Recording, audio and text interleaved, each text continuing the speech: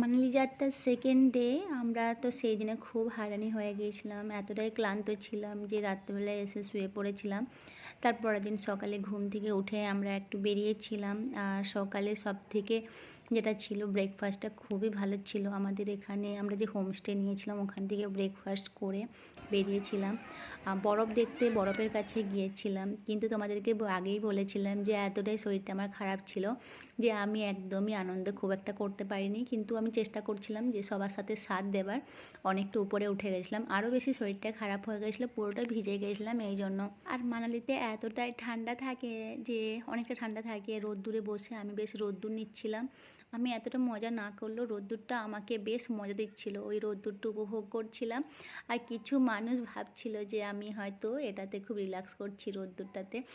যাই হোক, আর আরিয়ান আর সন্তাই খুব আনন্দ করছিল, ওদেরকে দেখছিলাম। আমি একদমই যখন ক্লান্ত হয়ে গেছি পাথরের মধ্যে শুয়ে পড়েছিলাম, তো কিছু মানুষ এসে আমাকে পাথর থেকে তুলে দিল। ওরা ভাবলো আমি এখানে ফটোশ্যুট করছি এইভাবে। তো ওরা আমি যেভাবে ফটোশ্যুট করছিলাম আমাকে তুলে দিয়ে বলল নিজেরা ফটোশ্যুট করছিল। আমি জানি না ওরা কিভাবে কি বুঝলো যে আমি এটা ফটোশ্যুট করছি। যাই হোক, আমার শরীর খারাপ, হয়তো ওরা বুঝতেই পারেনি যে আমি সেই জন্যই পাথরের মধ্যে শুয়ে আছি। সন্তায়, আরিয়ান এরা সবাই আনন্দ করছে, আর অনিন্দিতা, কৌশিক ওরা ফটোশ্যুট করতে গিয়েছিল। তো ওরা তুলে দিয়ে এইভাবে যে ফটোশ্যুট করছিল, আমার এত হাসি পাচ্ছিল যে দেখে খুবই হাসি পাচ্ছিল যে আমি তো না হলে আমার শরীর অসুস্থতার জন্য আমি রোদ্দুরের মধ্যে শুয়ে শুয়ে একটু রিল্যাক্স করছিলাম। আর নিজের ক্যামেরা, ফ্রন্ট ক্যামেরাতে আমি একটু নিজের ফটো তুলছিলাম, কিন্তু ওরা আমাকে যেভাবে তুলে নিজেরা ওইভাবে শুয়ে শুয়ে ফটোশ্যুট করছিল দেখে আমি খুব হেসেছি মনে মনে। আর সন্তায়, আর যেহেতু ওরা সবাই একটু দূরে দূরে ছিল সেই জন্য আমি কাউকে বলতে পারছিলাম না, পরে ঘটনাটা বলছিলাম। আর তারপরে যখন আমরা আরও চলে গেছিলাম, অনেকগুলো জায়গা ঘুরেছিলাম, কিন্তু এতটাই শরীর অসুস্থ ছিল যার জন্য আমি এত ভিডিওস করতে পারিনি। আমার আরিয়ান এত ছোট, কিন্তু ও এত এনজয় করছিল না, ওকে দেখে আমি খুশি হচ্ছিলাম যে ঠিক আছে চলো, আমি না হলে পরে আবার আসবো কখনো। কিন্তু আরিয়ানের এই ছোট বয়সে ও এনজয় করছে, এটা দেখে আমি খুব খুশি হচ্ছিলাম।